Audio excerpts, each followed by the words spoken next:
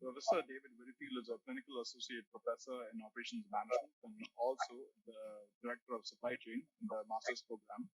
With him, we also have Professor David Parks, who is the faculty advisor for SCLC and also the associate professor in organized operations management.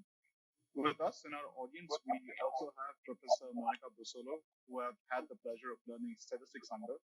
And she has kindly volunteered to answer any questions that we have coming from our bachelor students on this webinar. Can everyone please go on mute? Professor David Parks, is it possible for you to just mute everyone? It's I can hear myself echoing, which is a little troublesome.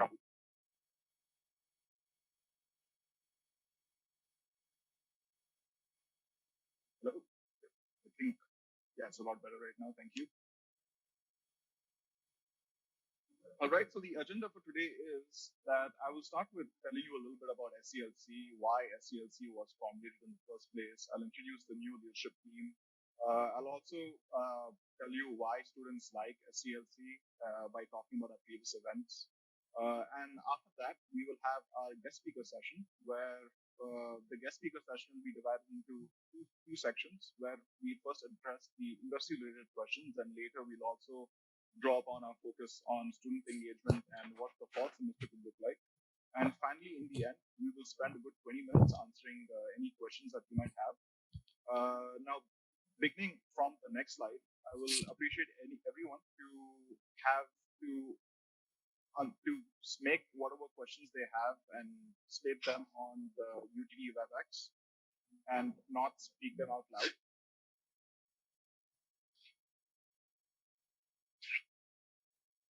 Can everyone please go on mute, please?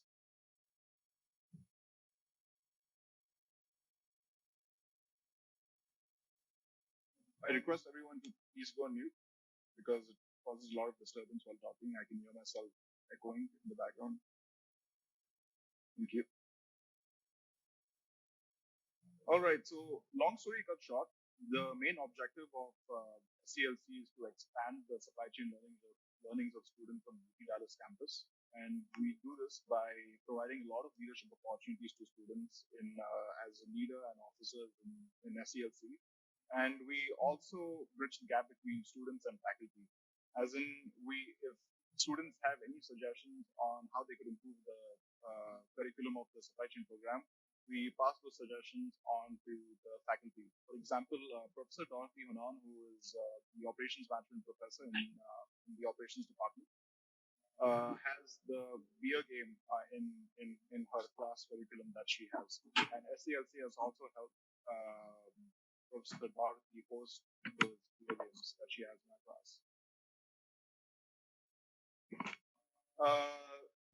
Some of the reasons why students really like SCLC is because we have a lot of guest speaker sessions.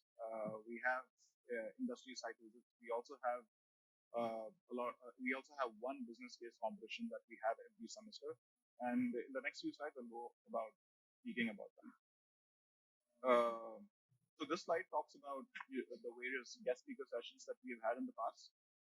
For example, the Spring 19th Prof event, we had various guest speakers from BNSF, Fleet Pride, and even Ericsson. And all these guest speakers that we invite, we try and make sure that they have different functional goals so that students have a holistic overview of how one department in an organization is related to another department and contributing the overall success of a company. It also helps students who are not too sure on what they want to do after they graduate build a more firm and decisive overview and opinion of what they would like to do after listening to these speakers share their success stories and explain their job functions and what they do in their departments.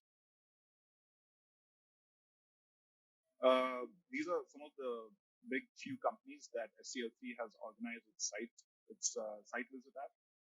Last semester, we couldn't really do a lot of site visits because COVID had different plans for us. Although we did a site visit to Texas Instruments, we could also go to Toyota. We always try and do a site visit every semester to Walmart and it's always been fun. These companies have been really kind to welcome students like us and explain to us how their organizations function, and specifically tell us.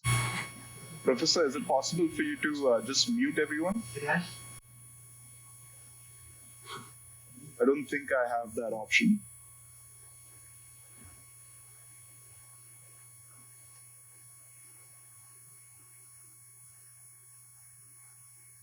Thank you. So this slide gives you an overview of the different case competitions that we have had in the past.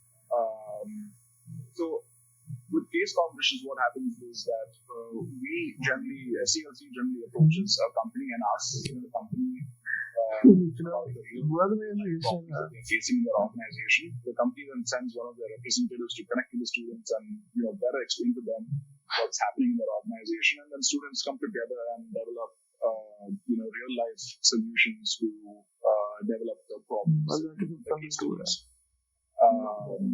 I think case studies. I mean, these business case competitions really help because students like me who didn't have a lot of work experience can use these as examples in their interviews and explain to the employers on the different business cases that they have solved even without being a part of a real organization. The Voodoo case competition specifically helped me a lot in getting my internship at FedEx. JSOM has also nominated SCLC for the 2019 Best Student Organization of the Year for the kind of work we did.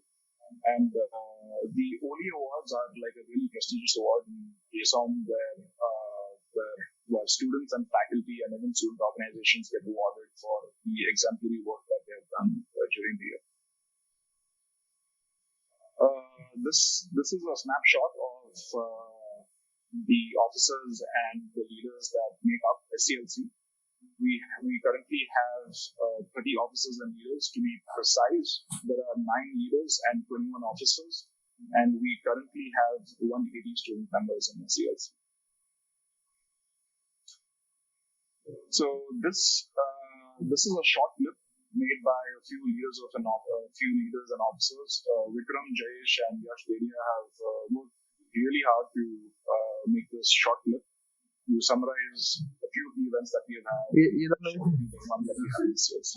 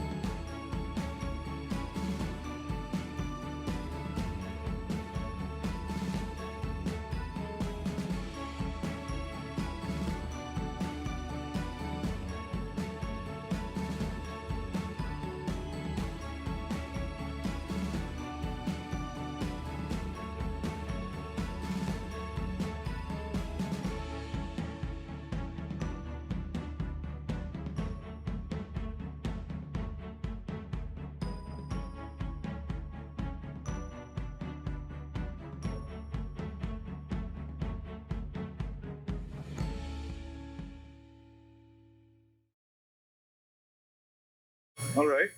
So this is a snapshot of how you can become members of SCLC. If you just go onto Google and type SCLC at UT Dallas, the first link on Google will take you to the screenshot that is similar to the one you see on the slide.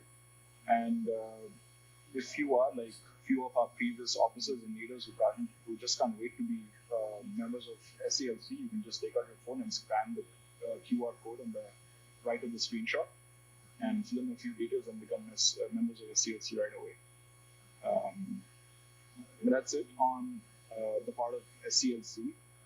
That's all the information I had to share about you about SCLC, with you about SCLC. And in case you have any questions, I will go ahead and answer those.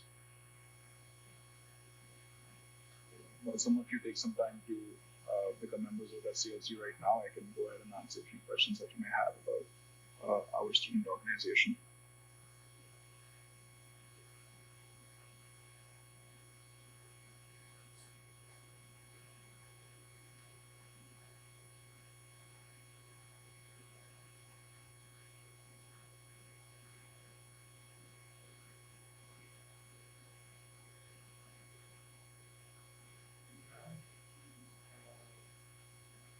Again, this is a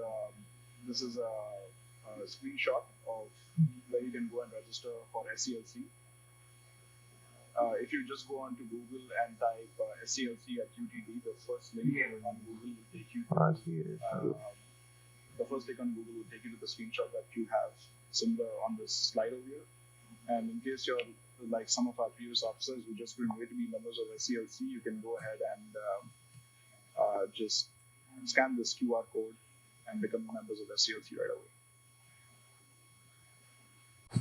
No, in case you have signed up for SCLC and paid the $15 membership amount, there's nothing else that you need to do with SCLC. We will have you on our database, and what are the events that we have coming up in the future, you will be notified about them.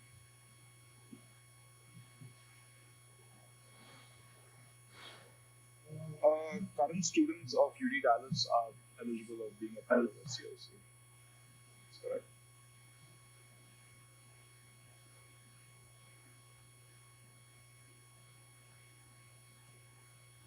Do we have any more questions?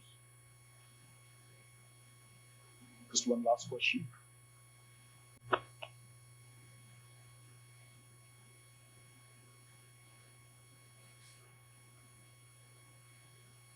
So if you are not a current student, but you how can I explain this better? Like if you are planning to come to UT Dallas and you wish to be a part of SCLC, then yes, sure, you can definitely be a part of SCLC. But if you haven't got your admit yet, then you cannot be a part of SCLC. You would have to be a UT Dallas student in order to be a part of SCLC.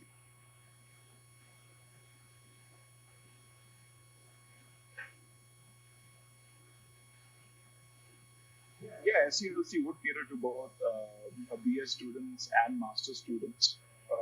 I can't say it would cater to BS students more. There will be a balance to how much it caters to bachelor students and master students, and it gives equal opportunities to every student on UT Dallas, no matter in what year he is in. All right, so just because we are running short on time, I will have to proceed to the later part of our webinar.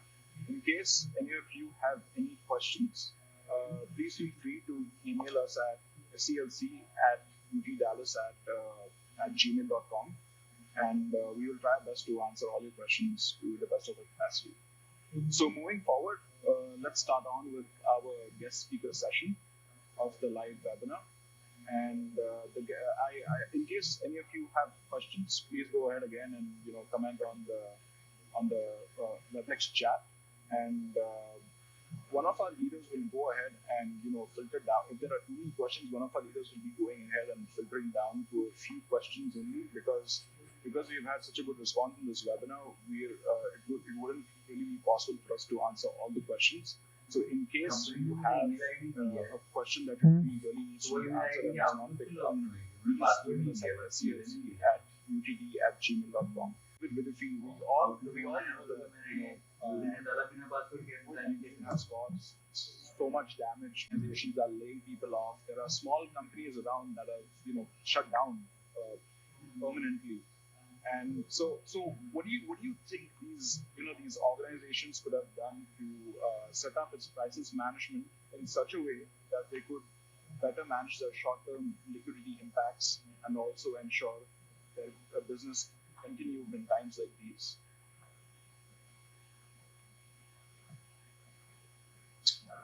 Hopefully there's a wait.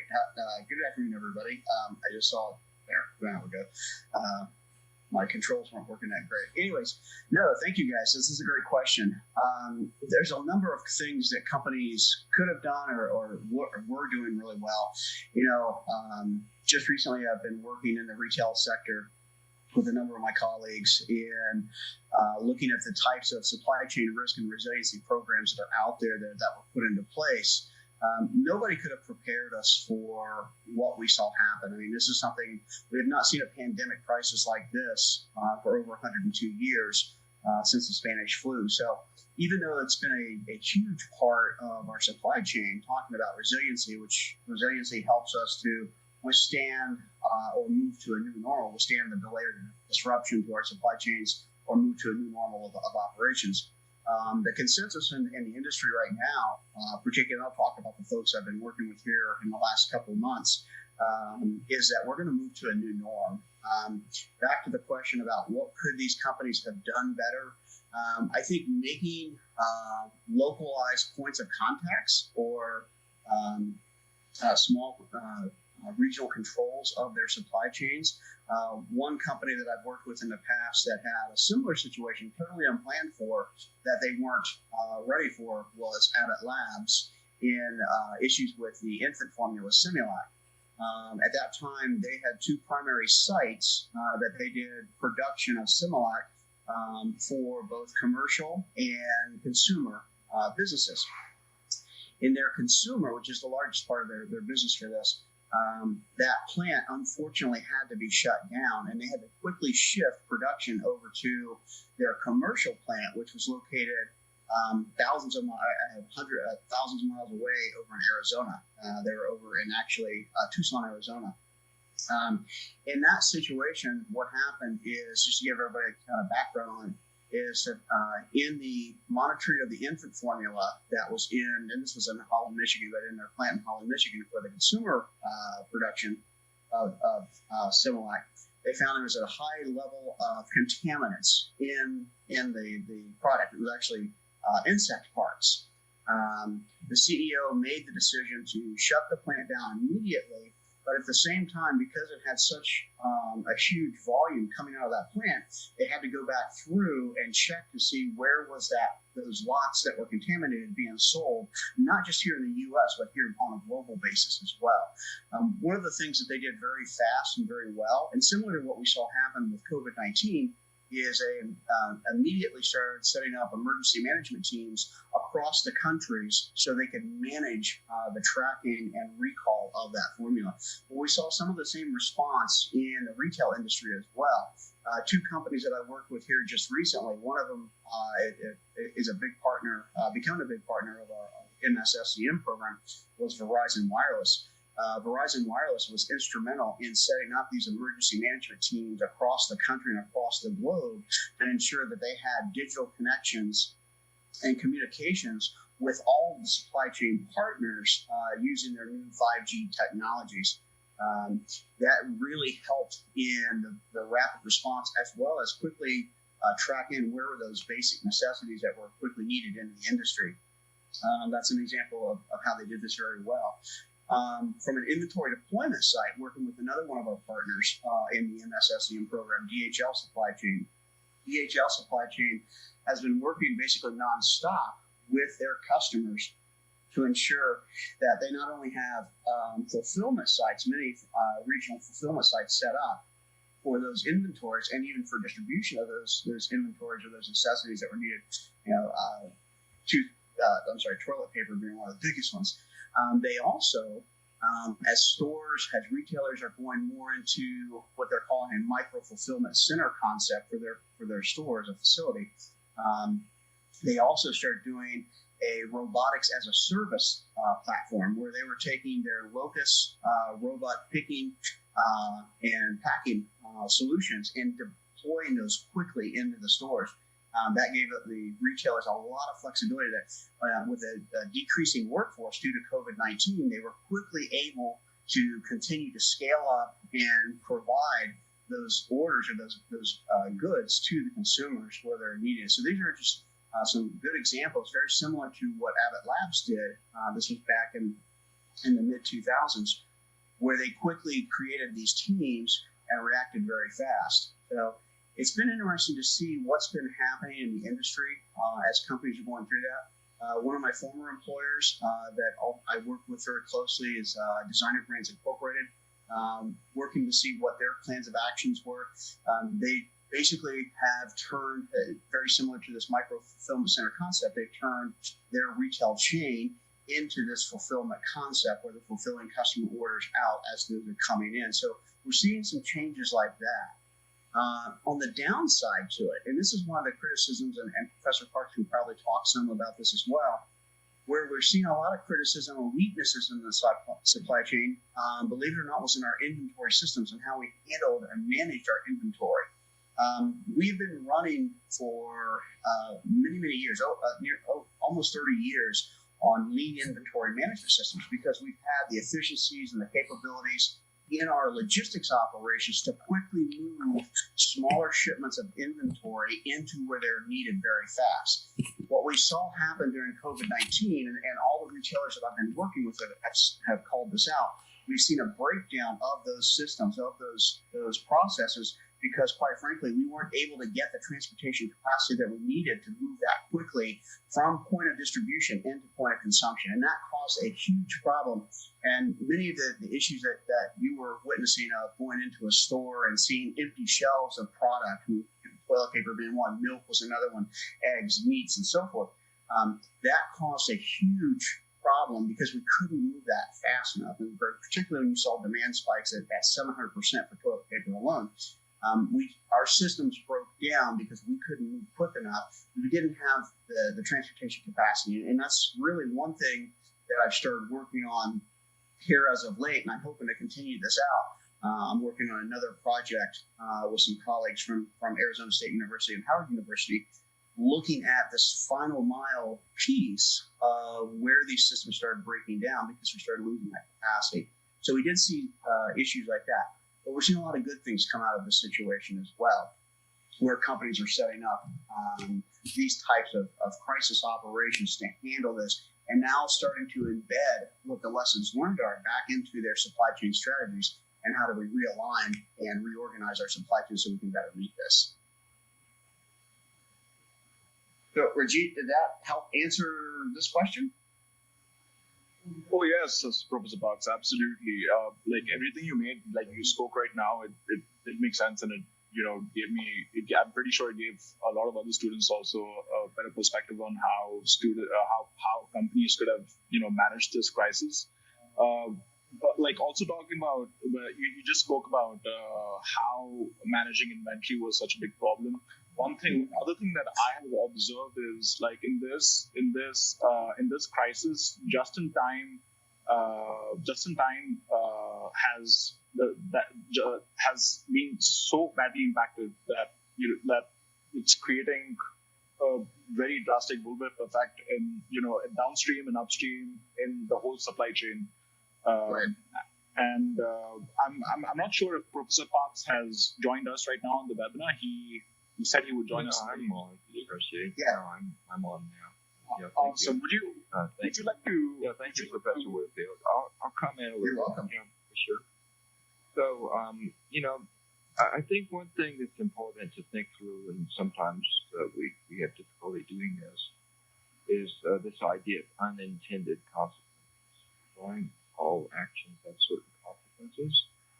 Some are intended, some are unintended. Right, and this unintended consequence of the lean was really manifested itself with these capacity constraints, right? So if you think back originally, when MRP was designed, it was really designed to put out with infinite capacity, right? So you didn't really have to concern yourself, and that was a big shortcoming of implementations that led ultimately to MRP2 and then ERP systems. That you have to consider capacity and capability both. So as you look through this and you have a spike in demand, let me illustrate an example because I think it's clear from an example of what happened with unintended consequences. So you guys have seen a lot of these product movements that have to occur. It's not just transportation, it's also pallets, right? So you think about pallets, and what's been the big move for pallets, for cartoning, is through sustainability, right? So that means we want to have reusable pallets, things of this nature. Okay, so we move to reusable pallets, reusable cartoning for a sustainability goal. But then what happens when we have to reverse those pallets, get them back to the origin? At the same time, we're trying to maximize the inbound receiving. You can see an immediate conflict, right? We cannot deconflict the doors and the trucks because the trucks need the, all the pallets. They've got to get back to the suppliers, et cetera. Whereas in the past, the pallets were like a disposable item. Well, that's bad for the environment. Shouldn't do that. But when we think through things, I think you stress a capacity network, you see all these little opportunities that come up, right? So we're going to see opportunities come up for something as simple as like pallet management, right? There's a lot of things that manifest themselves through pressure. And I've often seen this illustrated like with examples of lakes and things of this nature. The stumps and trees are in the lake, but you don't ever see them until you drop the water level down. Well, they're always there, but until you drop the water level down or drop the inventory levels down, these impediments really don't become visible. So I think there are some learnings. So I think we've seen a lot of that kind of manifest through these experiences. Yeah, thanks, Professor Parks. I think that's a great analogy, what you just stated about the capacity to do that. Because you're right, for too long, and as you mentioned about the growth of the MRP-DRP type systems back in the early 70s, we did have that assumption of a continuous flow of both inbound, outbound inventories. And yeah, absolutely. We've seen how that kind of methodology and that kind of process in this situation has led to an issue. One thing I want to just comment real quick on that is, again, getting back to the folks in the industry, there's some discussion going on now is, do we allow our inventories to build up so that we have bigger buffer amounts across our network, our logistics network, or our supply chain network, so that we can handle these different spikes? And again, as you're aware of, and many of you here on this webinar are aware of, what are the impacts from a cost standpoint, from a management standpoint, if we do that? It's going to be interesting to see what we do, or as practitioners in supply chain, what we do as a result of what the lessons we've learned with COVID-19. Thank you, Professor David Widdifield and Professor David Parks, for sharing such insightful knowledge by complementing your industry-related experience with the students on this webinar. No, you're absolutely you're welcome, Rajeet. Happy to do so. Thank you.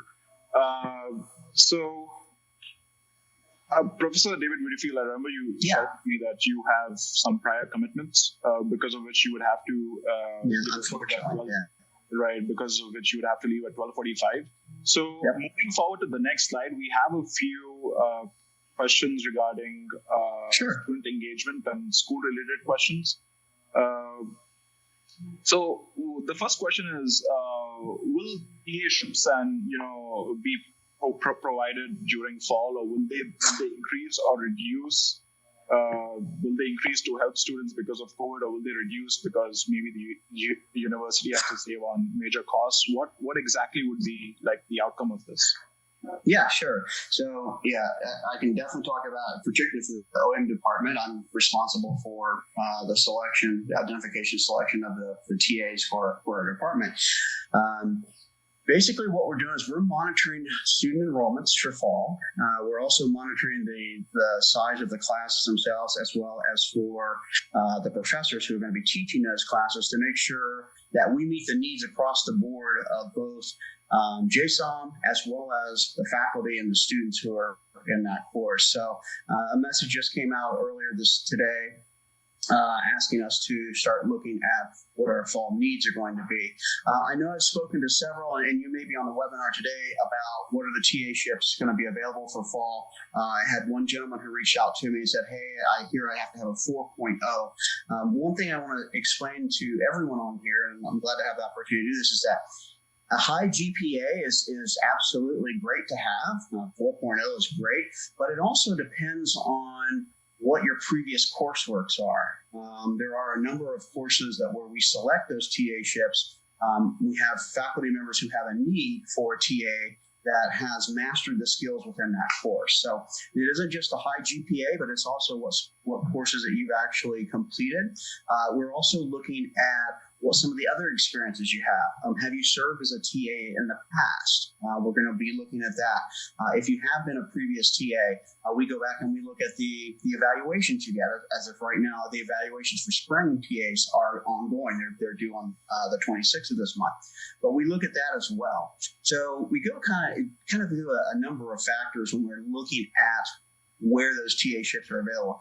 Are they going to be increased or reduced? Working with the dean's office right now, we haven't gotten any indication that there's going to be a reduction. The biggest thing is that we're really looking to see what's the level of enrollment that we have across our courses. Certainly if we have courses that are myself and Professor Parks and Professor Brasolo, we teach some very large sections. When I say large sections, I mean sometimes 60 plus people. When we start looking at those, those are going to be some ideal opportunities for TAship. But we may have other courses that don't have as much, so we won't see those. But I can't answer definitively about will that be reduced or increased. This is my own personal guess. In looking at those, we're going to be evaluating those courses, and obviously courses like the undergrad operations management course, which tends to have a large of course enrollment. The undergrad statistics courses, the graduate level statistics courses, we see a lot of enrollment in those types of courses. The graduate operations management course, we see a lot in there. I think we'll have those opportunities available. What I will say is that everyone who is interested on it, please make sure that you've signed up, that you've applied online. Because we're going to start going through, and really all the programs, the departments are going to start going through and looking at their TAship needs, and we're going to submit that to the dean's office so they know kind of what we're looking at. But I know there's a lot of concern out there about, with COVID-19, with the number of virtual classes that we're talking about having for fall, it's going to reduce the opportunities, and that's not a true statement. We're going through and really looking at enrollment. Because the level of engagement and the level of activity, regardless if you're meeting on the campus or here virtually like we're doing, we still have that level of activity that's needed to support that class, that faculty, and those student members. Thank you for sharing. Yeah. Thank you for sharing, Professor David. Just to go over what a TAship is, we have a few incoming students and a few bachelor students, a few freshmen who might not be too familiar with what this is. A TAship is, the full form of that is teaching assistant. The main advantage for a student to, and Professor Widdifield, please feel free to correct me if I go wrong in stating this. Sure. I believe the main one of the greatest benefits of being a TA is that your tuition fees gets reduced by half if you're an student, and you also get paid really well as compared to the other on-campus job opportunities that are available. But do students who are incoming students, students who are not international students, does their tuition fee get reduced by half as well if they become TAs? Can you repeat that again? My side broke up a little bit. I heard about tuition fees and incoming students. Oh, I'm sorry. What I was saying was for students who are not international students, students who are U.S. citizens, will their tuition fees also be reduced by half if they become TAs? Yeah, so my understanding on the tuition is that if you're an international or out-of-state tuition student, your tuition will be assessed at the in-state level. That's where the discount comes on the tuition. So domestic, out-of-state, or international students, your tuition now becomes in-state. Just like any other domestic student applying. So that's kind of from what I understand in reading through the TAship.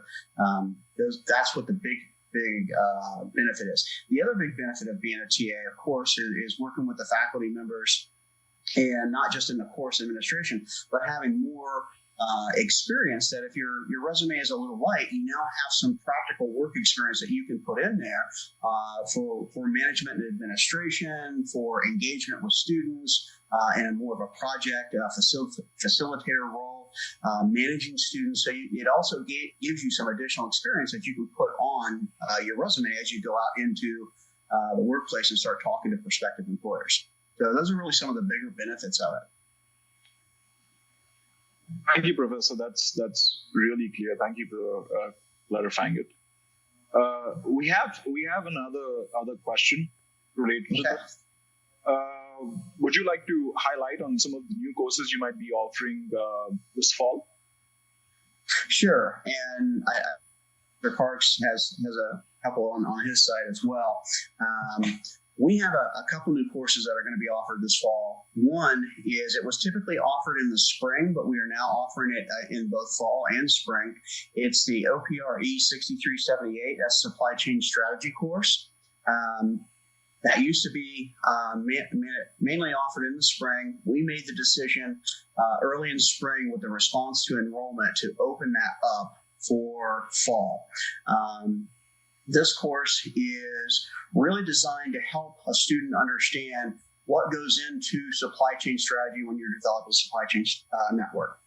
So we take a look, and I'm the primary instructor on this course. We take a look at what are the strategies, the policies, decision-making. We look at the resources that when you're thinking about setting up a supply chain, where do you really start? There's a number of companies, small companies. If you look on the retail side, it's about a little over 50% of total companies driving retail sales happen to be small businesses. A lot of companies, startups will jump in to create a supply chain, but not truly understanding how to put these networks together. These are very complex and challenging networks to put together. So we start the class out and we really look at what truly is strategy at a company level. We take a look at, how do you come up with a vision statement for the company, the goals, and then how do you take those goals and start breaking those into three different levels of strategic, of tactical, and operational, and then what impact does that actually have on supply chain as you're looking to configure all these many components of it. So that's one of the newer changes we're doing for the fall. The other thing that we're introducing, and that's starting this fall as well, is there is a new statistics course that's been added. And Professor Brusola has been instrumental in putting this all together. It's her course, and hopefully she be able to give us some information on this as well. But it's OPRE 6359, and I know I'm going to mess the title up because I forgot to write it down. But it's Advanced Data Statistics, I think that's right. And Professor Brusola she can correct me if I'm wrong. But the reason I bring that up, and this is really for the master students, if you are looking to go heavier into the data analytics side of the supply chain program, and you want to take some of those courses, you're going to see that that's going to be a prerequisite course for those additional courses. So really encourage you guys that if you're thinking about going down the data track, the data analytics track that we have in the SEM program, take a look at, you're going to have to take that course. So please make sure that you read the requirements and get enrolled in that course. So that's really the two bigger ones on the SEM program that has changed for this fall. Other than that, our fall program, the other big announcement is that we now have taken the MS-SEM program and made it completely online. How is that different from what we're doing currently with a hybrid format where we have both on campus and online? Is that in an online program, there's no restriction in the amount of courses that you can take online.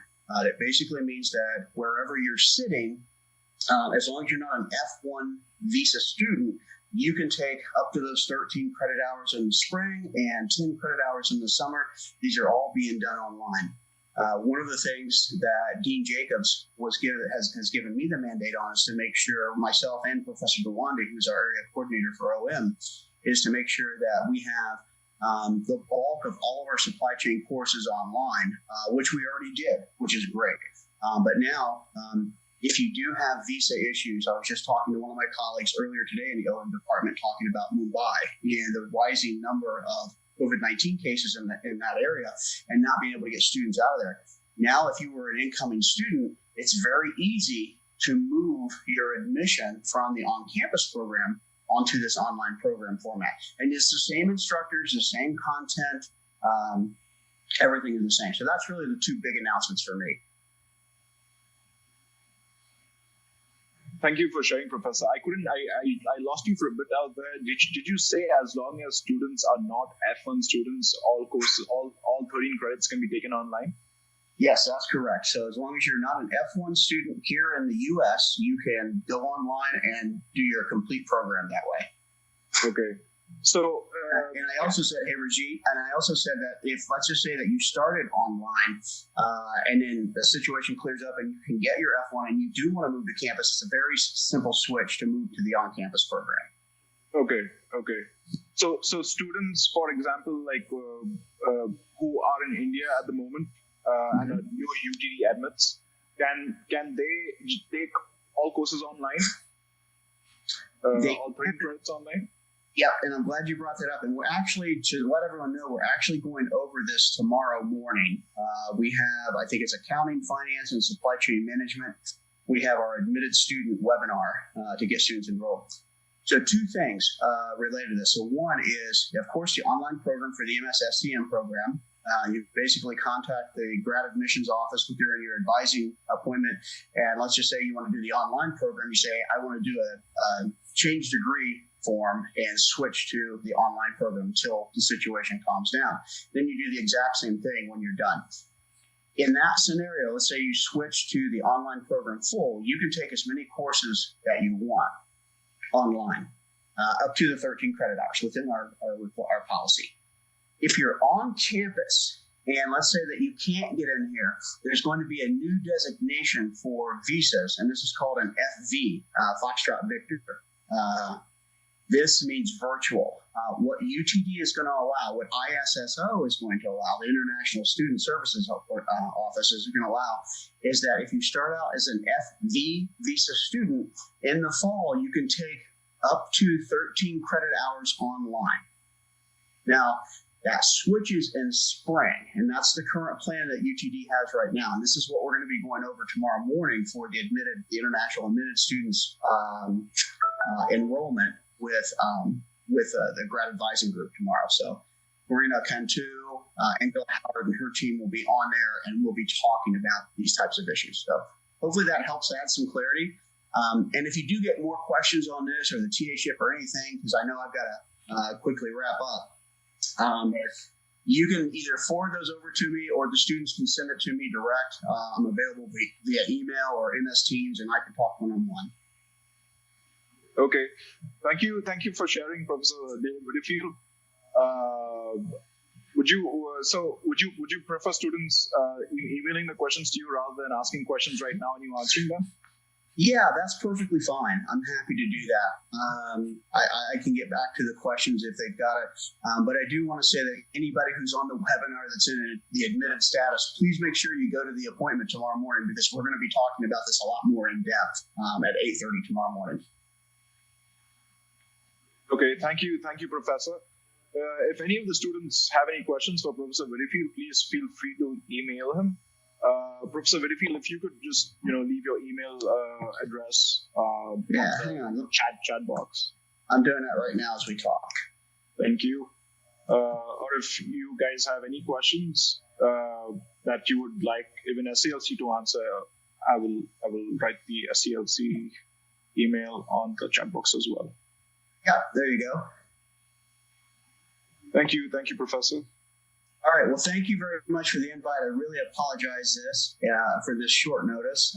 This was a meeting that came up that I didn't have any control over. So talking about fall, in fact, and what we're going to be doing. So everyone have a great week, and I look forward to meeting the whole bunch of you, hopefully. So thank you again, Rajeet. Thank you, Professor Park. Thank you, Professor David Widdifield, for joining us today. Okay. Everyone have a great week. Thank you. Professor Widdifield just mentioned to us that Professor Monica Brusello has structured this new advanced statistics course that is going to be offered. Professor Bristol, if you're still on the call, is it possible for you to share with us a little bit more about what that course would involve? Professor Parks, is it possible for you to give Professor Bristol the access to use that microphone?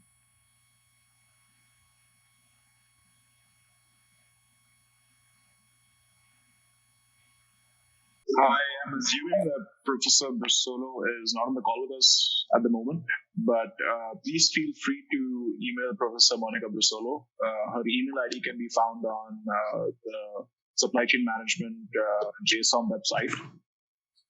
And please feel free to email and ask any questions that you might have about the course. I'll add a little bit to Rajit. This is David Parks on the Sure, Professor. Statistics course. This OPRE 6369 really is a more high-powered course. We have some courses in the operations management area that cover all of JSON. So if you take the statistics here, we're the department that covers a lot of that. Many other departments, so finance, accounting, human resources, global business. And everybody has different math skills, right? So our program is a STEM program, and generally our students have a little bit stronger math skills. So what happened in these statistics courses in the past, we were going too fast for the students that weren't quite prepared for heavy math. We were going too slow for the people that were very competent in math, right?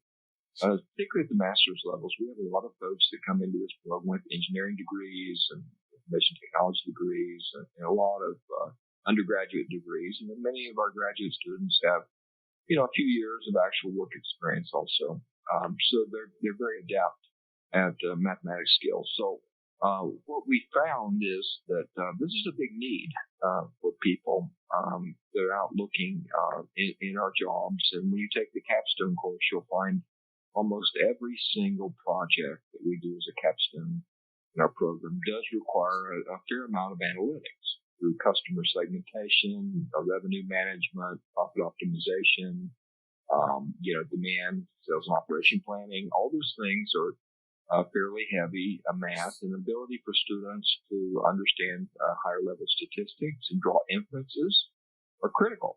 So there's actually been two tracks created. One is, like I said, a little higher level. That's not just operating the formulas, but actually taking the results and doing interpretive analysis from the results and doing inferential testing and things like that. It's one thing to run, for example, an analysis of variance test, but do you do post hoc testing with the Tukey's method or things like that to understand how the differences exist, the predictive power of the model, how's your sample data created, those sorts of things. So that's a little bit of background. It's a good course. And, I'd encourage students as they're looking at their curriculum, take some courses, electives in particular, and things like that, revenue optimization, all the business always follows the money. So the more you know about money and how money works, the better off you'll be. Thank you, Professor Parks, for sharing that with all of us. I unfortunately am not, good at math, and I've always had a hard time with statistics. And Professor Monica Bristolo was really instrumental in helping me cope with even the foundations of statistics in her class and helping me get through it. And I really thank Professor Monica Bristolo for that. So I personally am, I'm happy that the curriculum is, getting divided into a basic statistics course that's been offered, and also like an advanced analytics and statistics course that's been offered, where students like me and students who are also really good at math can, get the best out of both of them. Thank you for sharing. So moving forward to our industry-related question now is that we all know that by now COVID-19 has, really had such a monumental effect on our supply chains in in such a short time. And even though it's just been 3 months since we've had such a catastrophic impact on, our economy and our supply chains, it's created long-term changes and long-term effects on how organizations would function. But what really, Professor Parks, are like the long-term impacts that COVID-19 has caused in our industries? And how long do you think industries will take to recover from the damage that COVID-19 has done? Yeah, I'll comment a few things. I will tie off one thing on the statistics also for the group. I've got a personal interest in this. I actually do research, statistical research on experimental design in medical research journals, and I'm an editor for a journal to help physicians, clinicians, people like this do experimental design through the use of statistics, right? So if you looked at COVID-19, how many information sources were not very accurate? Well, a lot of them. We had indications that, the disease was transmitted in certain ways that were really not accurate. We had information about the effectivity of certain measures, whether they're accurate or not.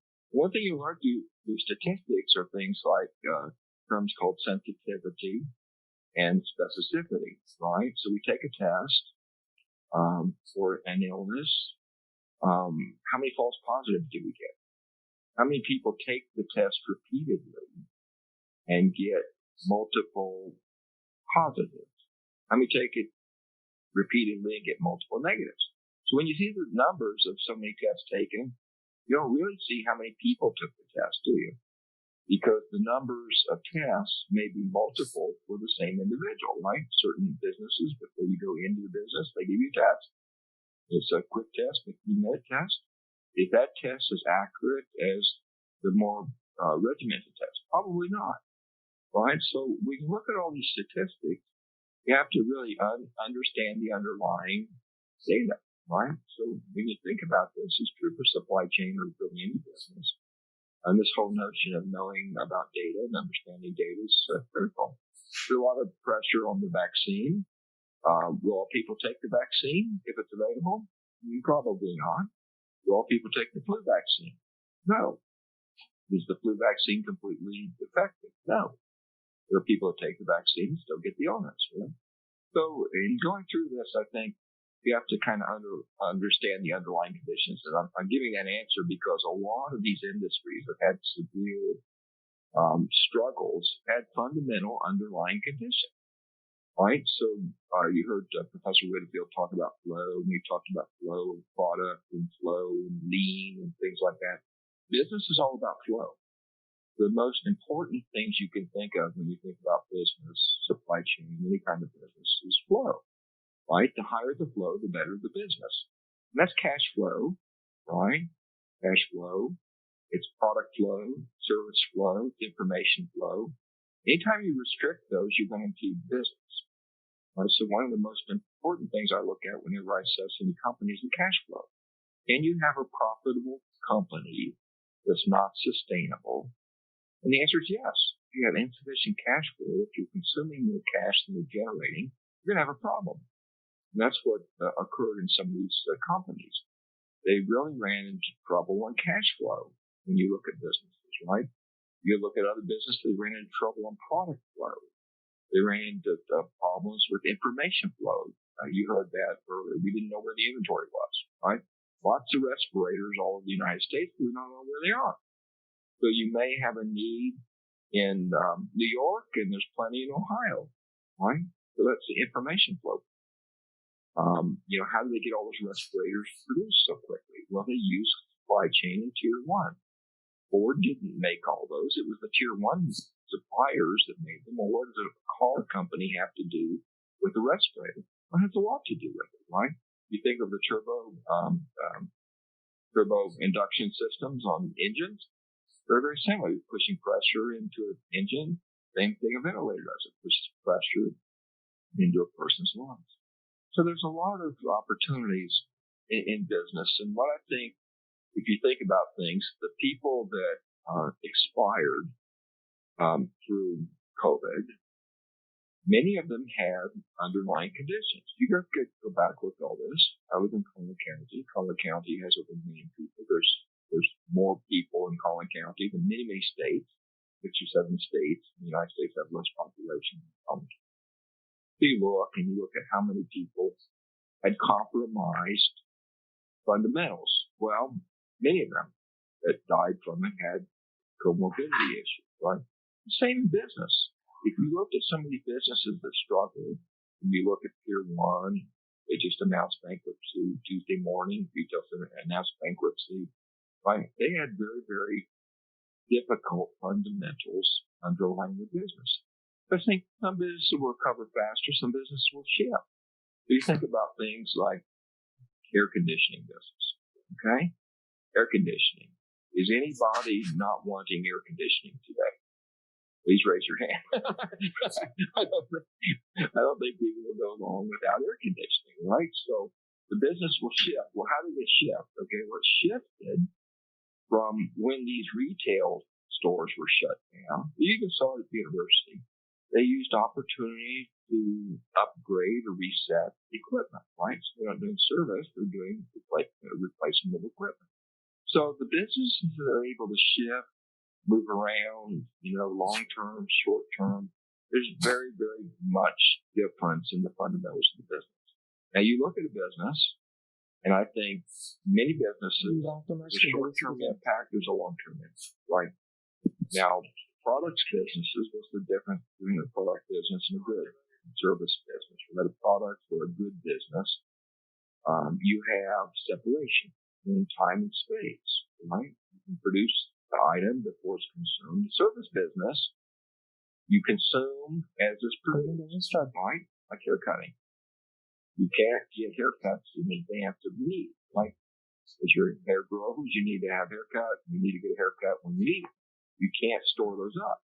So consequently, along the service business, you're going to be impacted first, right? Because there's no decoupling between the source and the destination of the source, the origin and the point of use. So those businesses are suffering first. They will, be able to recover to some degree faster. Some will never recover. Because why? There's just too much supply. So as you think of this, there's a lot of debate on the airline industry. Are there too many airline industry? Are there too many airline companies? And most of the market says yes. When you look at most of the financial analysis, it's going to be a long time before airplanes fly full again. So that's going to be an industry that takes some time. But I think you almost have to look at it by industries that are needed and industries that are maybe non-essential. And the government classified that. Many would argue unfairly, right, that certain things were classified as necessary, certain things were classified as not necessary by the government. And that's a very arbitrary way to do it. Many people should really assess business on financial viability. But I encourage people to think a lot about finance. My own career. I'm an engineer by education, so I'm an engineer and I like math, statistics. But really, I didn't understand business until I became a chief financial officer. Well, what do I know about finance? Well, I don't know anything about accounting. So I'd hire accountants, right? But what do I know? I know math. So I know how to structure capitalization structure. I know how to finance derivatives. I know how to do swaps for interest rates, things of this nature. I know how to manage risk. So a lot of companies that can manage risk, can manage, their balance sheet, can manage their business better. So I think I'm going to look at things like that. Who has strength in the balance sheet, who doesn't have underlying issues in the business.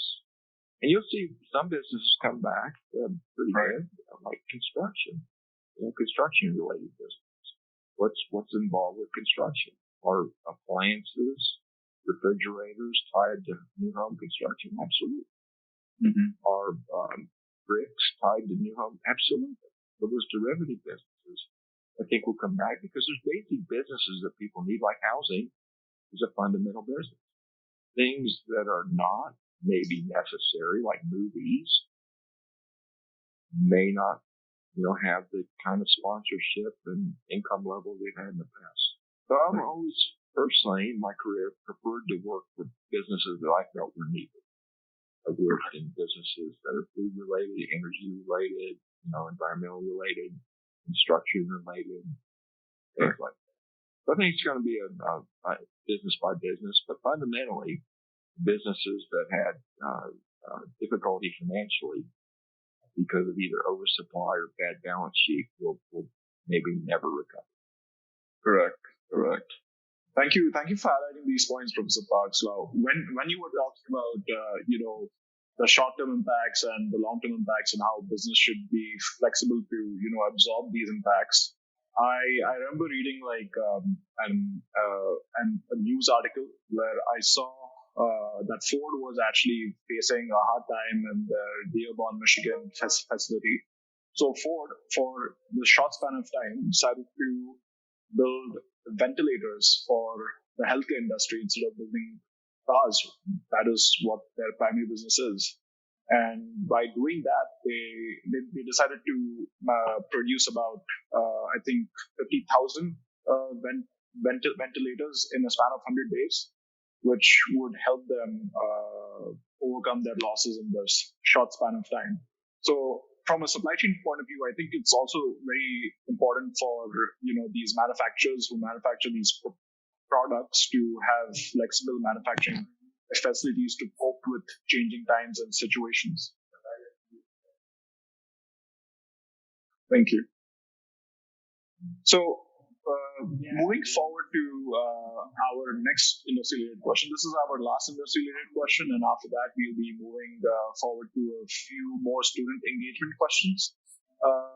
Professor Parks, related to the previous question, what industries do you think would recover quickly and start recruiting earlier? Because I've heard, I was in communication with this businessman who had a staffing firm. He has three staffing companies in the US. And he told me his prediction is that it would at least take a year for industries to start, recovering from their damage and also start, recruiting properly. For students who have just graduated this semester, and for students like me who will be graduating in December 2020, it's scary because we need jobs and we need to start getting into the work environment. So, what industries do you think would particularly start hiring more quickly in this situation? Yeah, I'll take a view from having been in business for many years. So. First of all, I want to try to reassure people that these things come and go. If you look back and you can look at the economies and things that are crises that have occurred in the mid-1970s, there were people coming out of college that couldn't get degrees because of the price of oil, the price of inflation, all these sorts of things. And it was real. It was very real. Companies just were not hiring in the mid-1970s. 1980s, early 1980s, unemployment was over 7%, inflation was over 7%, the interest rates were over 12%, people were not buying homes, the economy was very, very challenged. In the mid-1980s, the savings and loan institutions collapsed, literally 1,000 out of 3,000 savings and loans collapsed financially. It was a hard time for people trying to come out of college at the same time. In the 90s, there was a recession that occurred in the Gulf War with Iraq, had a big economic impact on people. Japan lost a decade, literally. Interest rates in the 2000s, the dot-com crash, the market crashed. SARS came out. Forget about SARS. It was out in the 2000s. And then a severe problem in China and similar. What we've seen now, right? Subprime mortgage happened in 2007, 2009. So I'm fighting it's not that people should panic, like that these things do happen with some regularity. And my advice is to again, invest in yourself with as many skills as you can possess. So industry's recovering, they're recruiting, I think a little sooner. You guys are in a good spot, actually, because what this has reinforced is the need for supply chain. I don't think any time that I can ever remember the United States president in speeches or things talked about supply chain task force, had the military supply chain, civilian supply chain. How many times have you heard them talk about great supply chain and getting medicine to people or ventilators to people and moving, equipment around, all these sorts of things? So you guys are in a really good spot. So, I think two things that drive the overall U.S. economy are basic things like construction. We look at things like that. You don't have to go build buildings. When I started my career actually in construction, I started in the electric industry building power plants, right? Nuclear power plants, fossil power plants. Because everybody needs electricity, we need to build power plants, right? So I looked at that, and it's not just related to actual the structure itself. It's all it's supporting supply chain. We have folks like DART come over, right? What's supply chain got to do with DART? Think about that. They're building a rail line from UT Dallas to the airport.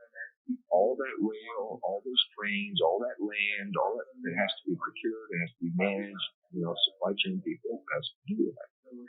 So, construction, transportation, I've always felt those things are very, very steady businesses, and they're going to recover and recruit sooner. There's a shortage in those areas. The places that will be slower, I think, are the places that are going to struggle and don't have a clear line of sight to their future. And a lot of that is going to get transformed, I think, forever in the form of retail.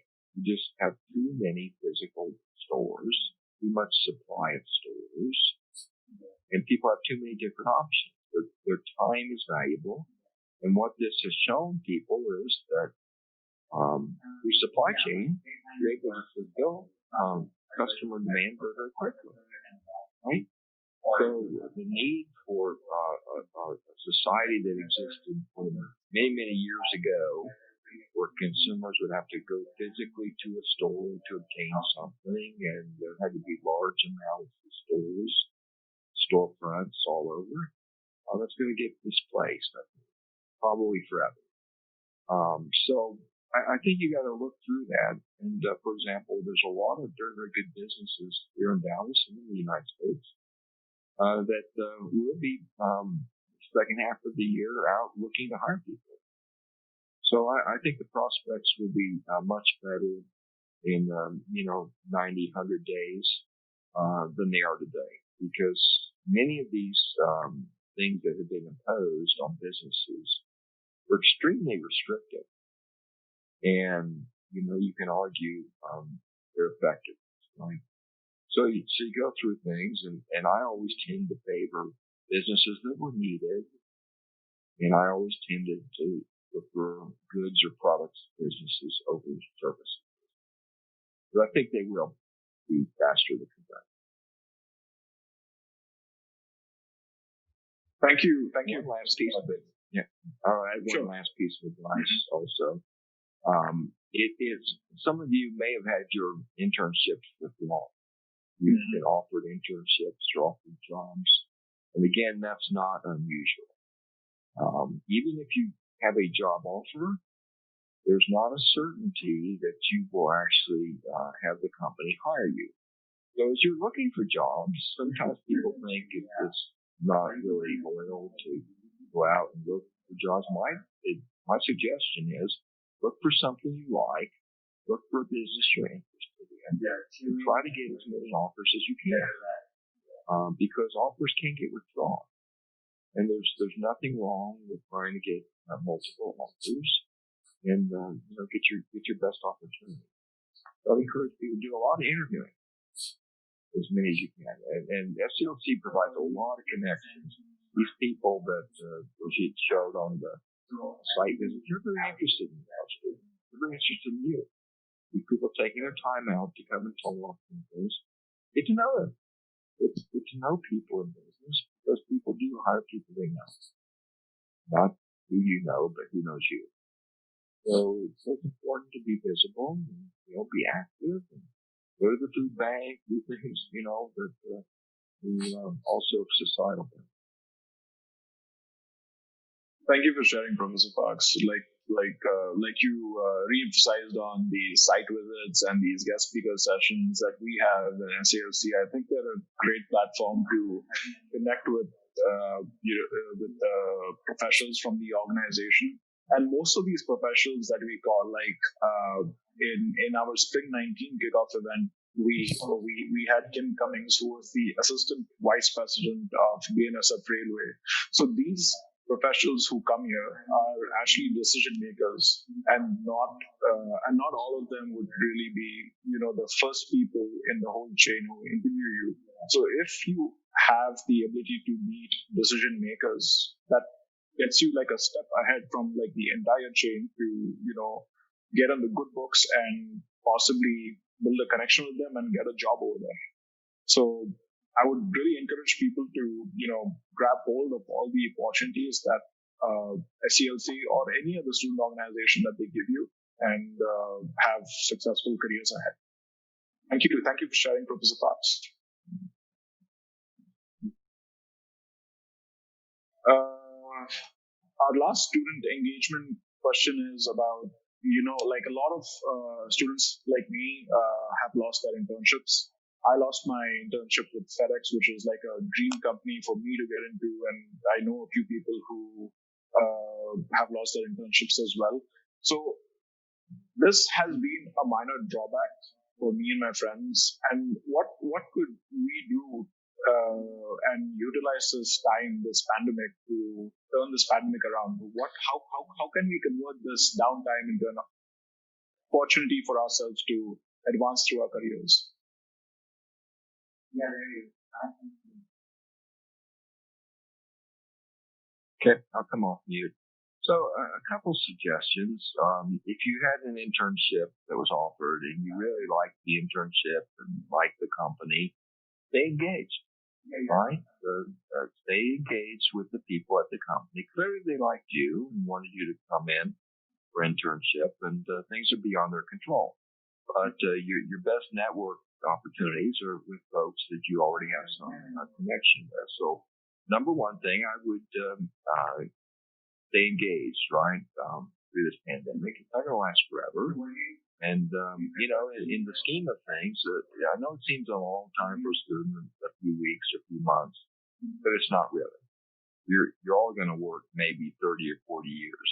I don't know how long, a long time, right? So don't view a few weeks as a setback is really a major challenge. But your attitude and your energy and your enthusiasm, all those things will help you, right, in doing this. And I would take this opportunity in the summer. Perhaps you're going to go work at the internship, and now you have a couple months. You may not, have a time requirement. But go learn some things. We always have interest from prospective employers on things that students have learned kind of outside the course. When people come to UTD, and pretty much everybody comes through the program has the basic core, which is the same, right? So you differentiate yourself.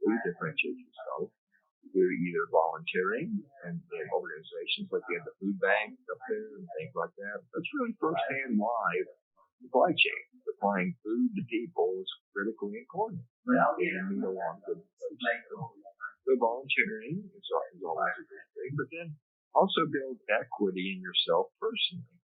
So if you don't know Python or don't know R or don't know certain skills, pick up the book and learn at your own pace. There's a lot of self-pacing types of things. Python is ubiquitous in terms of exposure. People like that. If you don't have things like that in your resume, those things are differentiators.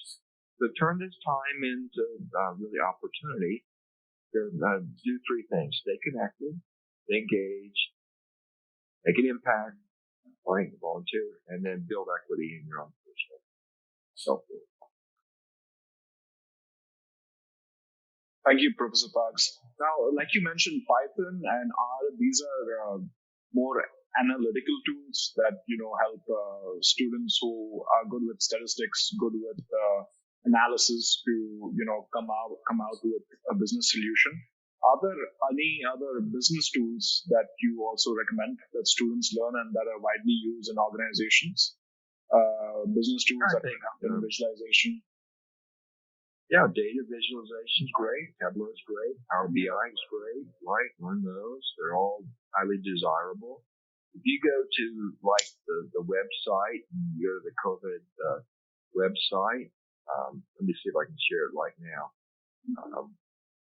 with you guys. Let me see if I share my screen. Hold on just a minute.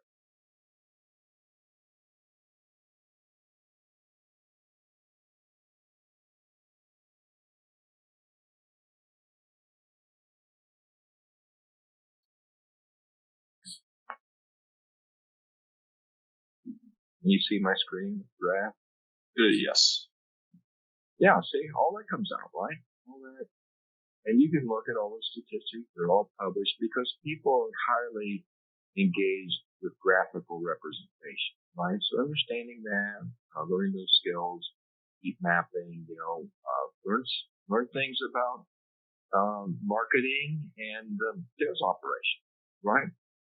Everything in supply chain starts with what? Well, it starts really with sales, and a lot of people don't think about that, but it's true. Why do you need supply? You need supply to fill customer needs, right? So if there were no customers, there were no sales, why would you need supply? Well, the answer is you would. So, I think you spend time working on things like that, right? Depending on your interests, right? Again, you have interest in things like that.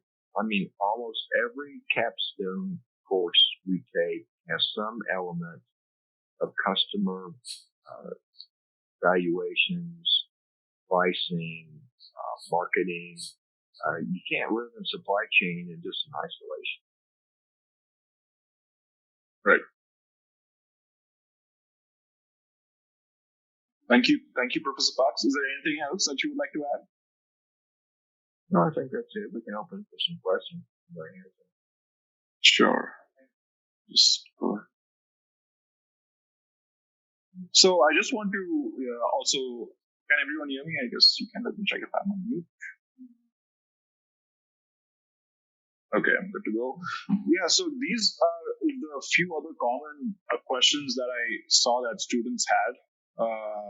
Few students, really wanted to know if JSON will provide any institution aid. A lot of students want to know what fall semester is really going to be, whether classes are going to be in class or whether it's going to be online. What new changes are going to be implemented overall in JSON.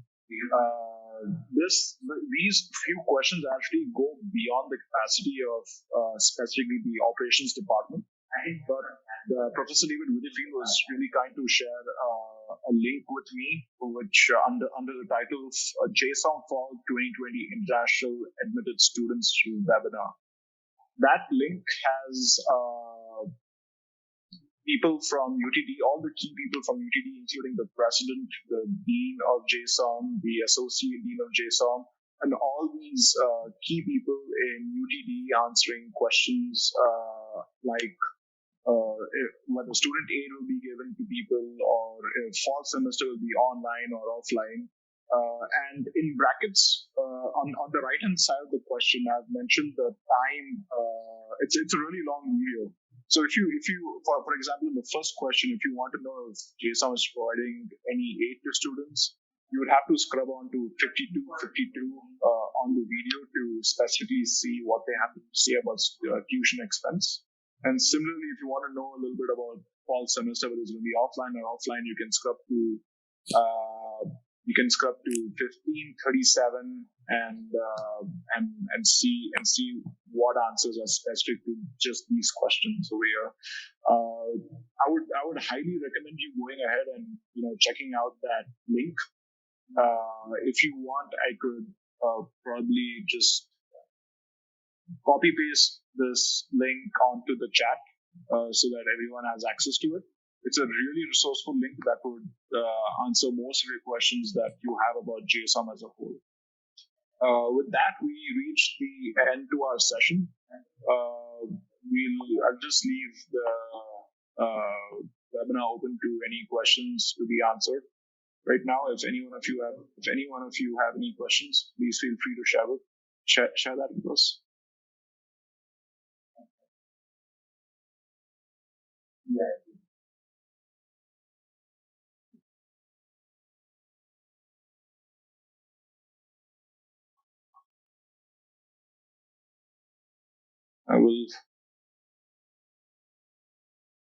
We could just spend a couple of minutes.